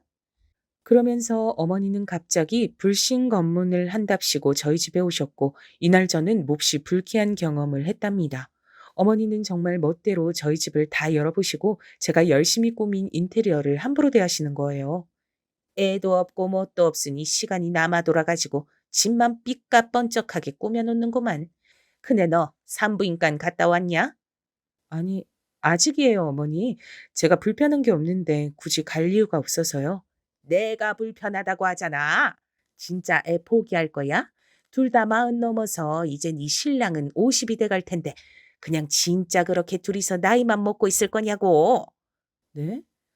아니, 어머니, 그건 저희가 초반에도 합의가 잘 됐다고 말씀드리지 않았어요? 분명히 저랑 남편은 이 부분을 매듭 짓고 갔는데 결혼하고 나니까 바로 표정을 싹 바꾸시더라고요. 그러니 저도 불만이었고 결국 흘러 동서에게 털어놨죠. 저희 어머니 하고 싶은 거 많고 드시고 싶으신 거 많으신 분이라 욕심나셨나 보네요. 그래도 어쩔 수 없어요. 형님은 끝까지 평생 애기 안 가지실 거 아니에요? 그야 당연하지. 난 절대 애 가질 생각 없어. 이미 늦었어. 나도 고생이고 태어날 애는 무슨 고생이냐? 중학교 갈 때쯤 엄만 할머니 소리 들을 텐데. 근데 이때 의외로 명쾌한 대답을 주더라고요. 아마 시어머니들은 싫어하시겠지만요. 그럼 어머니께는 죄송하지만 그냥 무시하세요. 말론 웃으면서 알겠다고 하시고 일일이 싸우지 마시고 앞에서만 받아들이는 척 하세요. 그리고 그렇게 행동 안 하고 형님 하고 싶으신 대로 하면 돼요. 그럼 어머니가 포기하시지 않을까요? 순간적으로 전 무릎을 탁 치며 정말 그런가 싶었어요. 엄청난 명언이라고 느꼈던 전 이후로 그대로 똑같이 했죠. 어머니가 아무리 박박 저를 긁어대고 해도 그냥 적당히 모른 척했던 거예요. 그런데 저도 참 미련했던 게 동서딴에 수도 없이 어머니를 경험하고 알게 된 노하우를 바보같이 남편에게 말해버렸어요. 그냥 결혼도 늦게 해서 잘 모르고 어머니한테 답 없이 당하다가 잘 먹히는 방법을 알게 되니 기뻤나 봐요. 어머니랑 계속 그렇게 싸우고 속상해하고 당신이랑 싸우고 그러지 말고 앞에선 어머니 분위기 맞춰드리고 말면 되는 거 아니냐더라? 내가 생각해도 진짜 명쾌한 대답이야. 어차피 난 어머니 원하시는 대로 못 해드리거든. 앞에서라도 그냥 하는 척 노력하고 어르신 기분은 맞춰주고 난 나대로 편하고 말이야. 근데 남편은 그 말을 듣고 정색하더니 돌연 저보고 동서랑 어울리지 말라는 거예요. 재수 씨가 그런 말도 할 줄 알아? 참, 선 넘는 것 같은데.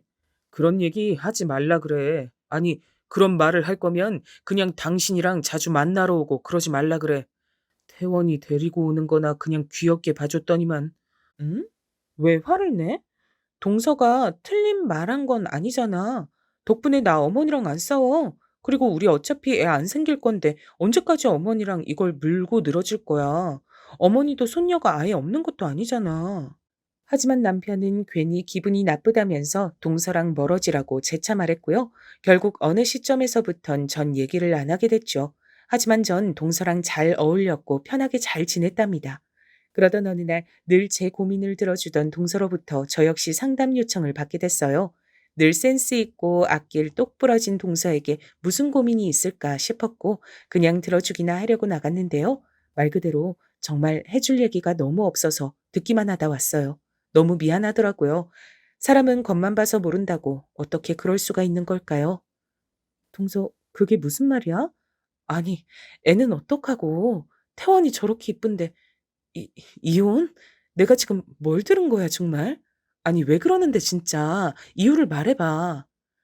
그런데 동서는 입만 싱긋 웃더니 물 한 잔 마시고 다시 말하더라고요. 형님, 이혼은 제가 하려는 게 아니고요. 남편이 원하는 것 같아요. 그렇지 않아요? 거리가 먼 것도 아니고 출퇴근이 필수인 것도 아닌 직업인데 주말 부부 고집하고요. 저에게 수입을 다 공개하지도 않아요. 앞서 제가 말했지만 서방님은 재택근무를 하는 직업을 갖고 있어요. 인터넷으로 유명세도 어느 정도 있는 사람이고 대충 추정되는 재산만 해도 꽤 되거든요. 동선의 집도 좋은 아파트에 살고 있고 이것도 서방님이 대출 없이 구매했다 들었어요. 나 지금 이해가 하나도 안 돼서 그래도 꽤 유복하게 받고 있는 거 아니었나? 그 외에도 뭔가 불만이 있어? 그 정도만 갖고 이혼이라니. 아이, 태원이는 어떻게 하려고 하는 거야? 그러자 동서는 연신 입꼬리만 웃을 뿐 눈은 멍해가지고 말을 하는 거예요. 듣는데 제가 다 막막하고 숨이 막히더라고요. 그게 형님, 저도 외동으로 자랐고 한쪽 부모님이 없어서 힘들었거든요. 그래서 솔직히 마음이 많이 아파요. 우선은 저희 친정보단 시댁이 여유가 되니까요. 어머니 쪽이 퇴원을 보내려고요. 저 사람은 애를 온전히 키워줄 것 같진 않아서요. 동서는 계속 알 수 없는 말들만 했고 전 납득이 안 돼서 재차 여러 가지 질문들을 했어요. 어머니랑은 얘기된 거야? 너무 두서없이 한 번에 물어서 미안한데 진짜 왜 그러는 건데? 그런데 여기서 돌아온 동서의 대답은 더 충격적이었죠. 전 최근 어머니의 모습들을 떠올리면서 그럼에도 매치가 잘 안 됐습니다. 어머니도 대충 감으로 아실 거예요. 저희 이혼할 수도 있다는 거. 아마 제가 진행만 한다면 언제건 터질 수 있다는 거 알고 계시거든요. 그니까 이유가 뭔데 진짜. 주말 부부하고 돈 벌어오는 거 전부 안 줘서 속상한 거야? 동서, 그런 걸로 그렇게 끝을 낼 사람은 아닌 것 같은데 말이나 좀 들어보자. 근데 동서는 쉽게 입을 열지 못하는 거예요. 전 답답한데 일단 몇 분 참아주다가 겨우 듣게 됐는데 이젠 듣고 난 뒤 제가 수습이 안 되더라고요. 뭐 이런 경우가 다 있나요?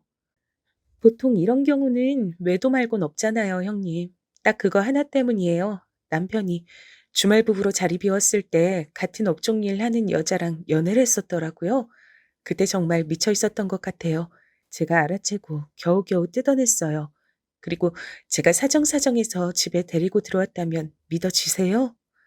아니, 이게 무슨 거꾸로 흘러가는 강물도 아니고 우리 동서 엄청 미인이고 어디 가서 꿀릴 얼굴이 아니거든요. 근데 아무리 헛바람이 들었기로 동서가 그렇게 매달려서 서방님을 붙잡고 오다니 믿을 수가 없었어요. 저도 처음에 알았을 땐 그냥 다 끝내고 싶었어요. 근데 태원이가 있잖아요. 태원이는, 태원이는 아빠 정말 좋아하거든요. 출장 가고 뭐 일한다고 집 비우고 평일에도 집에 없는데 지 아빠를 그렇게 좋아해요. 그니까 저도 참고 품었죠. 어머니도 저한테 품으라고 그러시고. 어머니가 자기 아들이 그런 짓 한 거 알면서도 품으라 그러셨어? 진짜 가지가지 하신다. 문제 되는 데마다 안 끼시는 데가 없네 정말. 아니, 그럼 망언 안 하면 입안에 가시가 돋으시나?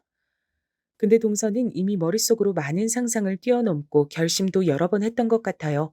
그리고 확실히 제가 듣기에도 너무 힘든 상황이더라고요. 저도 참 바보 같아요. 합의 봐서 시간이 지금 몇 년 지나긴 했는데 그때뿐이더라고요. 불안한 건 똑같아요. 남편은 물론 당연히 저한테 미안해하고 잘해주고요. 우리 친정에도 선물 보내고 저 차도 새로 뽑아주고 가방도 사다 주고 저랑 잘 지내겠다고 엄청 노력하더라고요. 그런데 여기서 동서의 근본적인 고민이 쏟아져 나왔어요. 저는 혼인 중 외도 피해를 입은 적은 없지만 어린 날 연애할 때 저 두고 딴 여자한테 간 놈 있었거든요. 그러니 이 기분은 알겠더라고요. 그런데 이제는요, 시간이 많이 지나서 이걸 갖고 더 꼬투리 잡을 수도 없어요. 그러고 싶지도 않고. 그럼 제가 추해지니까. 근데 마음이 너무 답답하고 억울하고요. 모든 걸 끝내고 싶어지는 거예요. 근데 애를 위해서 또 아빤 필요하고 제 속에 아직은 남편을 향한 애정이 있어서 더 억울한 것 같고 그러다가 결국 동서는 울음을 터뜨렸고 여기까지 얘기가 오니 저도 비로소 실감이 났어요. 정말 희한하게도요, 형님. 남들은 외도한 남편이 외려 당당하고 이혼하자고 해서 괴로워하더라고요. 근데 전 남편이 잘해주니까 더 괴로워요. 잘해주고 이제서 편해지고 내 남편 같아지니까 계속 속으로 가시를 세우게 되는 거예요. 너 이렇게 나한테 잘하면서 어떻게 뒤에서 그 여자를 만났어? 이런 식으로요. 이러니 전 새삼스럽게 서방님이 다시 보이기 시작했어요. 얼굴 반반하고 키도 크고 세상 귀여운 딸내미와 함께 주말마다 데이트를 다니는 애아빠인데 저렇게 예쁜 와이프한테 왜 그런 상처를 줬을까요? 생각해보면 묘하게 셋이서 어디 놀러 가는 걸 못 봤던 것 같아요. 늘 한쪽이 데리고 다니고 다른 한쪽인 동서는 친정에 가 있었던 것 같았거든요. 그래서 어머니는 이런 걸 알고 있으니 괜히 둘째 며느리가 싫었던 걸까요? 제가 묻지도 않았는데 공연하게 동서를 험담하는 말을 하시더라고요. 쟤는 진짜 유도리가 없어. 뭘 적어주면 그대로만 하고 하지 말라면 하지 말 것이지. 저렇게 답답하니까 지 남편이랑도 잘 못 어울리고 따로 살지. 그때 저는 뭐 암만 그래도 말을 저렇게 하나 싶어 무시했는데요. 뭔가 둘 사이의 앙금이랄까? 감정이 나빴던 것이다 라고만 봤어요. 하지만 전혀 그렇지 않고 일방적인 어머니의 괴롭힘 같은 거였죠. 어머니요? 왜 모르시겠어요? 그 일을. 전 그 일 터지자마자 바로 어머니한테 달려가서 말했어요. 남편에게 폭발해서 싸우기 직전에요. 근데 어머닌 처음에만 약간 미안한 척 하시더라고요. 대충 이 말을 듣고 나니 어머니의 그 애잔한 표정이나 뜬금없는 연기가 생각났어요. 그걸 정면에서 보고 참아낸 동서가 대단하더라고요. 그러고 얼마 안 가서 제가 내조를 잘못해서 아들이 밖으로 돌았다고 하시더라고요. 본인이 아들 키울 땐 밖으로 안 돌고 그렇게 어머니 옆에만 있었대요. 다 제가 잘못하는 거라는 건데 저 진짜 정신병 걸릴 것 같더라고요. 그러면서 동서는 그때 일을 생각하며 다시 눈물바다가 됐어요. 거기에 몰랐던 동선의 친정 사정도 듣고 나니 마음이 괴로웠죠. 형님, 실은 제가 이혼 가정에서 자랐어요. 그래서 어떻게든 아이는 제 손으로 키우고 싶었는데요. 어머니는 저보고 네가 무슨 능력이 있냐고 그렇게 싫으면 애 놓고 이혼하라고 하시더군요. 그러면서 저보고 이혼한 가정이랑 엮이니 우리 아들까지 또 이혼하게 생겼대요. 이게 왜 제 탓이에요? 동서가 이토록 치를 떨며 싫어하는 시어머니는 저에게 있어서도 똑같은 시어머니였기에 저도 모르게 주먹을 불끈 쥐게 됐어요. 대충 어떤 모습이었을지 상상이 갔으니까요. 동서 어떻게 참았어. 대단하다. 그러고도 용케 태원이 키워냈구나. 근데 이젠 태원이 다른 데 보내려고? 그렇게 싫어하는 어머니 곁으로 애만 보낼 정도로 마음을 다 먹어버린 거야? 제가 진짜 힘든 건요. 얼마 전에 남편이 저한테 먼저 말을 꺼냈다는 거예요. 저보고 너무 힘들어 보이고 미안하다면서 죄책감이 크다나요? 절 위해서 이혼하자고 하는 거예요. 야, 전 대체 연타로 얼마나 충격을 받는 건지 얼굴 반반하고 사업 능력 좋아 보이는 서방님에게 이런 면이 있었다니요. 암튼 전 그날 들어주는 것 외에 할 말이 없었고 집에 와서도 마음이 너무 착잡했어요. 당연히 저희 남편에게 이런 얘기는 안 했고요. 그냥 혼자 엄청나게 생각만 하고 있었고요. 근데 참 눈치 없게 말이에요. 얼마 안 돼요. 어머니 생신이 돌아왔답니다. 어머니는 너무나 아무렇지 않게 본인 생신 때 이것저것 먹고 싶다고 말하셨어요. 전 제가 너무 속 시끄러워서 나가서 먹자고 했답니다. 어머니, 요즘은 밖에서 잘 꾸며놓고 음식도 잘 준비해 주더라고요. 저희랑 동서가 반반 부담할 테니까 멋진 데서 드시는 거 어때요? 그러자 어머니는 신나서 그러라고 하셨고, 당일날 우린 제대로 식사하고 다시 어머니 댁으로 왔어요. 그냥 그 자리에서 파하고 싶었는데 노인네가 고집을 부리더라고요. 이렇게 좋은 날에 밥만 먹고 헤어지면 너무 아깝잖아. 맘 같아선 어디 1박 2일이라도 놀러 가고 싶은데 다들 시간도 안 되고 우리 집 가서 케이크라도 자르고 하자. 오늘 아주 기분 좋아 죽겠다. 굳이 어머니 댁에서 다 같이 하하호호 하고 있는 거 싫어서 일부러 밖으로 잡고 헤어지려고 했어요. 그런데 자식들 붙잡고 놓기 싫으신지 굳이 자꾸 가자고 하시길래 저나 동서나 좋지 않은 표정으로 함께 움직였는데요. 어머니는 그날 그렇게 집으로 향하신 걸 그 뒤에 한동안 후회하셨죠. 왜냐면 어머니 댁에서 참 어이없는 끔찍한 일이 벌어졌거든요. 살다 살다 그런 일은 눈으로 직접 본 건 처음이었죠. 이때 일단 다 같이 케이크 자르고 저랑 동서는 각각 차도 끓이고 과일도 깎고 하고 있었는데요. 서방님은 새삼 전화 받는다고 자꾸 사라지시더라고요. 전 처음에 주차 때문에 문제가 생긴 건가 싶었는데 동서는 계속 표정이 나쁘고 은연중에 서방님을 주시하는 듯 했어요. 그런데 다 같이 과일 먹고 어정쩡하게 앉아있는 그 와중에요. 누가 배를 세차게 누르는 겁니다. 그때 제가 나갔어야 했는데 동서가 대신 일어서서 나갔다가 아주 처참한 꼴을 당하게 됐어요. 누구세요? 동서는 이렇게 짧게 물었고 문 너머로는 웬 여자가 째지는 소리로 문을 쿵쿵 발로 걷어차면서 말하는 거예요. 나 박지민인데 빨리 문 열어요. 오늘은 진짜 얘기해야겠으니까. 저는 흡사 무슨 빚쟁이도 아니고 누군가 싶어서 당황스러웠고 그 와중에 동서는 얼굴이 굳어져 있더라고요. 동서 왜 그래? 누구야? 이상한 사람이네.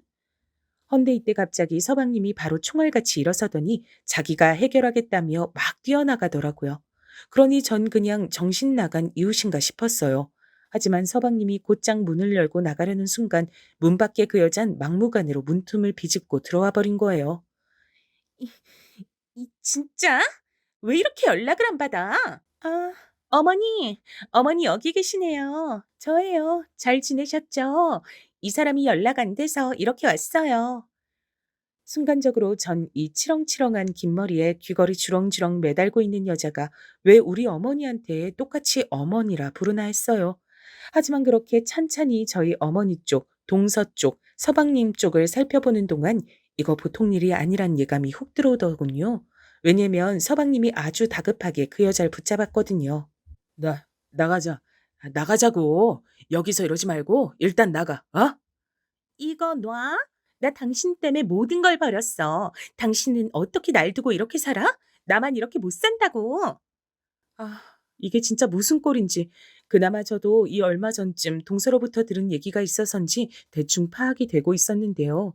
보다 못한 우리 남편도 일어나서 서방님과 함께 그 여자를 달래고 슬슬 데리고 밖으로 나가더라고요. 저기, 여기서 소란스럽게 하면 안 돼요. 일단 나가서 얘기합시다. 네? 여기 애들도 있고 어머니도 있고.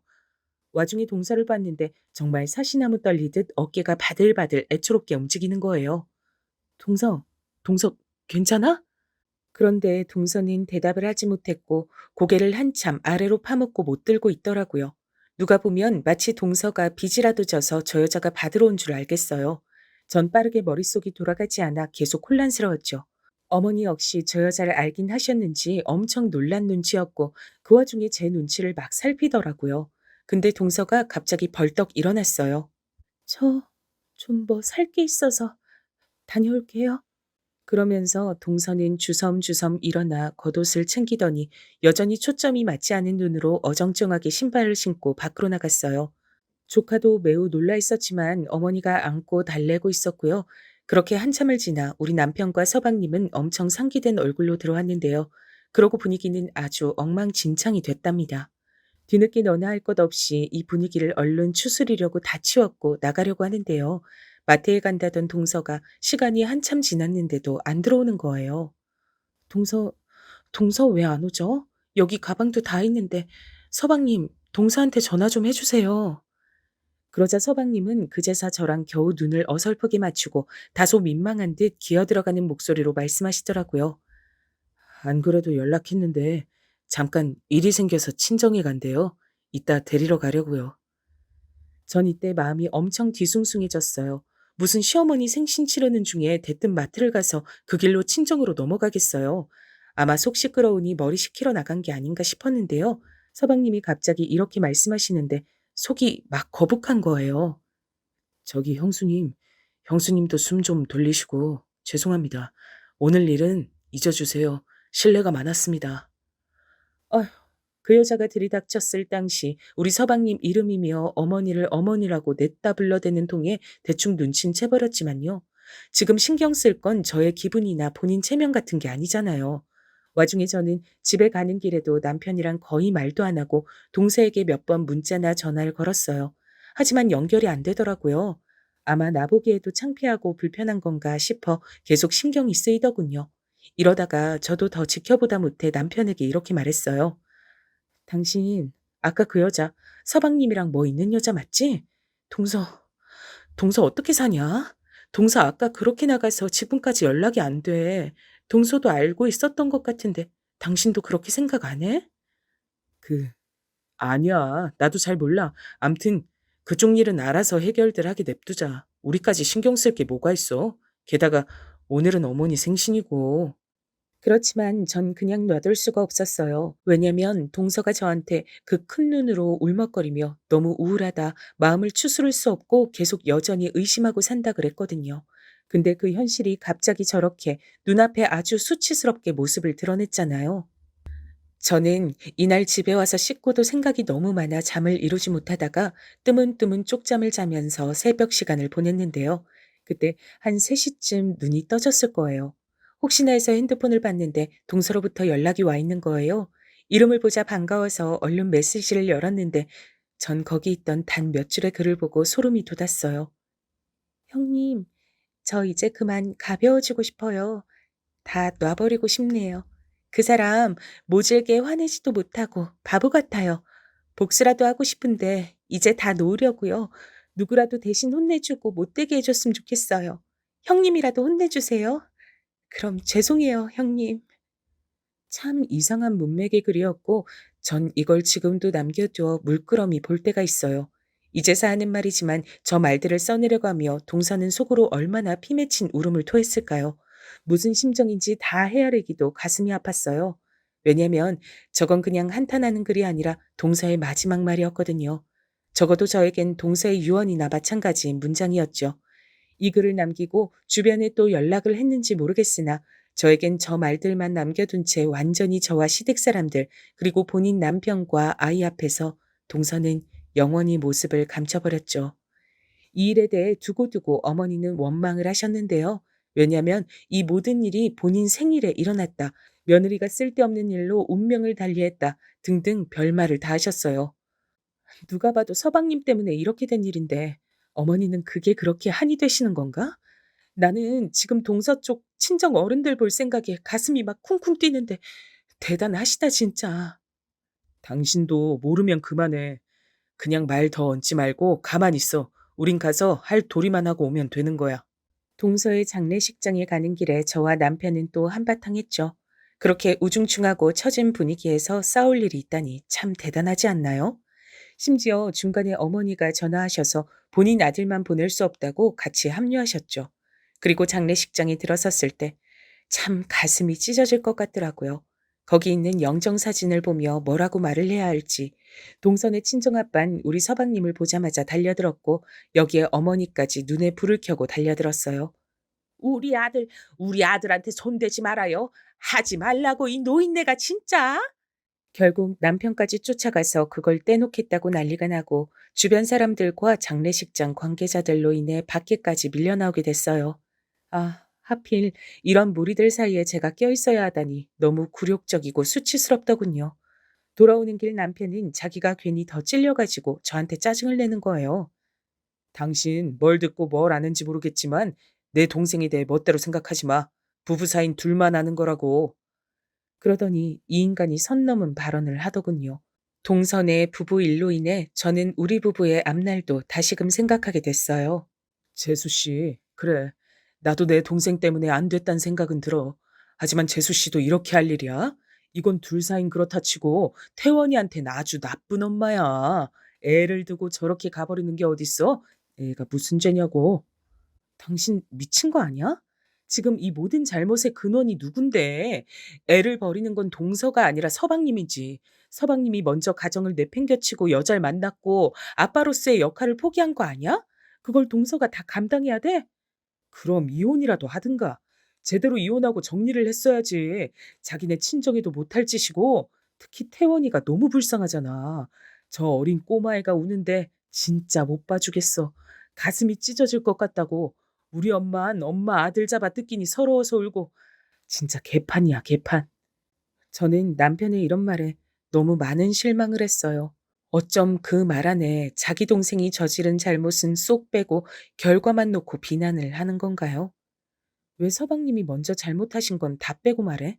그 일이 없었으면 태원이는 멀쩡히 엄마 아빠 손에 자랐어.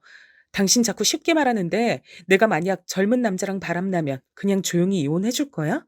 자식이라도 있으면 더 막막하고 돌아버리지 않겠어? 여기서 남편은 저에게 불같이 화를 냈고 저는 더 이상의 대화를 포기했어요. 와중에 어머니는 본인도 수치스러웠던 건지 공연히 저한테 전화해서 하소연하시는 거예요. 어휴, 내가 진짜 내 명에 못 산다. 이걸 이렇게 할 일이야? 졸지에 태원이도 내가 맡아서 키우게 생겼는데 이 나이 먹고 무릎도 다 나갔는데 어떻게 손녀를 키우냐고. 하지만 어머니의 바람과 달리 동서의 딸 태원이는 그날 이후로 시댁에선 볼 수 없었죠. 왜냐면 동서 친정아버지가 손녀딸을 데리고 가버리셨거든요. 그러니 어머니는 갑자기 손절을 당했다며 며칠 밤을 술로 지새우더라고요. 이걸 제가 어떻게 아냐면 저보고 와서 술상을 차려달라 하셨거든요. 하지만 제가 왜요? 어머니, 다른 뜻이 있는 게 아니라 제가 지금 바빠서 왔다 갔다 하기 힘들어요. 죄송하지만 어머니도 술 적게 드시고요. 나중에 또 연락드릴게요. 제가 단칼에 거절한 것으로 어머니는 또 본인 큰아들한테 전화해서 욕을 하셨더라고요. 왜냐면 이날 밤 남편과 또 크게 싸웠어요. 엄마한테 왜 갑자기 선을 그어 당신은? 엄마 힘든데 좀 가서 같이 말동무도 해드리고 그러면 안 돼? 나도 힘들어. 당신 마누라도 힘들다고. 내가 동서랑 여간 친자매처럼 잘 지냈어? 근데 내가 어머니 얼굴 보고 술상 차려서 주거니 받거니 하게 생겼냐? 왜 이래 나한테 진짜. 이러니 저와 남편 사이도 악화됐고 정말 이 집안과 남편 모두에게 정남이가 뚝 떨어지더군요. 솔직히 여기서 그냥 모든 게 멈춰졌다면 전 서방님을 혼내달라던 동서의 가엾은 외침을 그저 같이 통곡하고 울어주며 달래고 끝났을 거예요. 하지만 그 외침을 외면할 수 없는 일이 저에게 곧 일어났답니다. 여기 이놈의 썩을 집안은 뉘우침 없이 계속해서 썩을 짓을 해먹더라고요. 불과 동서 장례로부터 한 달도 안 되어 아주 멍청한 사고가 터졌어요. 저기 여보, 엄마도 울적해 하시고 쟤도 재수시 보내고 너무 힘들어해서 기분 좀 돌림 겸 해외로 다 같이 나갔다 올까 해. 비용은 저 녀석이 부담한다고 하니까 당신도 시간 좀 빼봐. 해외여행을 간단 얘기야? 와, 웃기지도 않네 진짜. 지금 무슨 여행이야? 그니까 엄마가 많이 울적해 하신다고. 지금 다들 가족들이 힘이 없고 처져 있잖아. 조금이라도 환기시켜 보려고 나가는 거야. 저는 들은 척도 안 했지만 남편은 그걸 또 그냥 응한다고 생각했는지 며칠 지나 저에게 제가 할 일거리를 주는 거예요. 그러면서 한술 더 떠 별 미친 소리를 다 하더군요. 이 말에 저는 저 역시 남편과 이제 이혼을 해야겠다는 마음까지 들었어요. 음, 그리고 미리 말을 못했는데 해둬야 할 것 같아. 동생 저기 만나는 분이 그날 같이 합류하기로 했어. 그래도 거기가 매일 같이 어머니한테 와서 대신 며느리 노릇도 하고 노력을 하더라고. 당신도 내일쯤 같이 전화라도 해서 상의하고 뭐 준비해 갈지 얘기해봐. 내가 지금 뭘 들은 거야? 서방님이 만나는 분? 여보, 지금 상황상 그 단어가 말이 되는 내용이야? 서방님이 만나는 분이라니. 새로 누굴 만난데도 정신 나갈 판에 누군데? 설마 그날 쳐들어온 그 여자는 아니지? 아니, 왜 말을 그딴 식으로 해? 당신은 진짜 당신 남편 네 집이 지금 다 하나같이 힘들어하고 우울해하는데 나서서 당신이 계획은 못할 망정 하나하나 딴지 걸 거야? 그리고 그건 동생네 부부 사정이고 엄연히 남녀 문제니까 더 참견하지 마. 당신 말 잘했다. 그래. 내가 나이 먹고 결혼해서 당신이랑 둘이 잘 놀고 먹으려고 했지. 당신 집 뒤치다거리 수시로 해주려고 결혼한 줄 알아? 심지어 이건 진짜 개판도 이런 개판이 없다. 내가 모를 줄 알지? 나도 동수한테 들은 게 있어. 서방님 그 여자 유부녀였다며. 서방님 일할 때 굴러 들어온 여자 맞잖아. 나보고 그 여자랑 같이 여행 준비를 하라고? 그러면서 자리를 박차고 일어나 남편을 노려봤고 이날 남편과 정말 끝을 보기 직전까지 아주 지저분하게 싸웠어요. 이때 제 입으로 이혼이란 말까지 꺼내게 된 건 남편이 무작정 제 귀를 누르겠다고 대체 뭘 위한 일인지도 모르게 그냥 여행을 강행하겠다고 했거든요. 당신도 이제 재수 씨 얘기 그만 꺼내. 간 사람은 간 사람이야. 그 한 사람 때문에 엄마랑 쟤랑 둘 다 죽을 맛인데 뭘 자꾸 떠벌리고 있어. 입 다물고 엄마 기분 풀어드리게 여행 준비나 해. 지독하다 진짜. 당신 이러다가 벌 받는다 진짜. 어머니랑 당신이랑 서방님이랑 싹 다 죄받아. 겁도 없는 머저리 같으니. 내가 지금 당신이랑 결혼했단 이유로 이런 더러운 꼴 보고 삽질하고 있는 거지? 좋아. 이혼이다. 이 계약은 끝이야. 다 파토 내버리자 그냥. 그러고 전 캐리어에 대강 짐들을 밀어넣고 집 밖으로 나가버렸죠. 남편은 제가 짐을 싸는 꼴을 보면서도 뭔 똥자존심인지 부들부들 떨면서 계속 제 모습을 노려보더라고요. 근데 제가 친정에 온 지 한 이틀쯤 서방님으로부터 전화가 왔어요. 참. 그 엄마의 그 아들이고 그 집안의 그 아들이에요. 진짜 인간 쓰레기가 따로 없대요. 형수님, 형 보고 이혼하자고 하셨다고. 형수님까지 왜 이러세요? 형도 많이 화나 있고 지금 저희 모두 속이 편치 않아요. 그만하시고 이제 집에 들어와 주세요. 그러자 저는 말 탁 자르고 물었고 서방님은 새삼 본색을 드러내시더군요. 이게 지금 서방님이 저한테 전화해서 훈수 두실 일이에요? 그럼 저도 물을게요. 그 유부녀랑 정리하셨어요? 동남아 여행에 그 여자도 같이 간다면서요. 서방님, 이게 무슨 개짓거리예요. 동물도 이러고 살지 않아요. 그러자 제대로 자극을 당한 서방님은 저에게 선 넘지 말라고 마구 화를 냈어요. 그러면서 말미에 약간 윽박지르기까지 하는데 이것들 진짜 그냥은 못 넘어가겠더라고요. 형수님 진짜 매너 없으신 분이네요. 그만하시죠 그럼. 인간 같지도 않은 집사람이랑 어울리시더니 형수님이 뭔데 저한테 훈수질이에요. 제가 사람 잘못 봤습니다. 전화 끊습니다. 그러고 말하는 중에 전화를 확 끊어버린 저 서방님 새끼를 어떻게 할까? 전 너무 분이 올라서 정신을 못 차리겠더군요. 솔직히 존재는 알면서 그동안 잘 들여다보진 않았던 서방님의 인터넷 유명 계정을 들어가서 봤는데 와 진짜 가관도 아니었어요. 아무리 인터넷에서 유명세를 떨치며 허세를 부리는 게 서방님의 업종이라곤 하지만 그곳에서 서방님은 현실 속 아빠이자 남편의 모습이 아니더라고요. 심지어 거기선 본인이 애아빠이고 남편인 것도 잘 드러내지 않고요. 본인의 훤칠한 외모만을 강조하며 자기가 얼마나 잘났고 돈을 벌 만한 인간인지만 졸렬하게 적혀 있었어요. 그러다가 전 남편과 이미 이혼 얘기가 나와 서로 악을 쓰며 진행하는 가운데 저에게도 개판을 쳐버린 시댁 인간들을 그냥 넘기고 싶진 않더군요. 사실상 동서에게 복수가 될 일이지만 저에게도 충분히 엿을 먹일 수 있는 기회가 된 거죠. 남이 될 마당에 그냥 인연을 다 끊어도 될 일이지만 마지막까지 악을 쓰고 덤비던 남편과 서방님이 아주 치졸해 보였거든요. 결국 전 서방님이 운영하는 그 계정에 익명으로 글을 하나 썼답니다. 누가 봐도 서방님인 걸 특정할 수 있도록 요렇게요.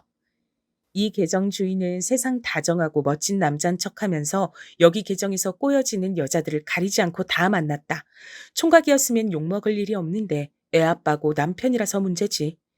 여기까지 쓰고 전 잠깐 숨을 들이쉬었다가 그냥 지울까도 생각해 봤어요.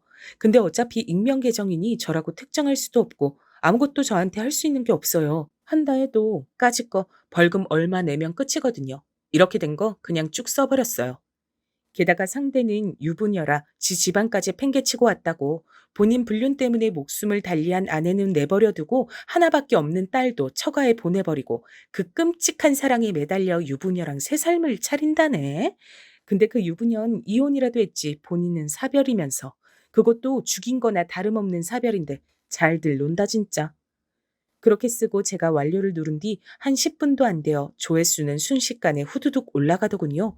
왜냐면 거의 5만 명이 넘는 사람들이 움직이는 곳이었고 뭔가 다 아는 듯 보여지는 제 글에 다들 재빨리 집중을 했죠.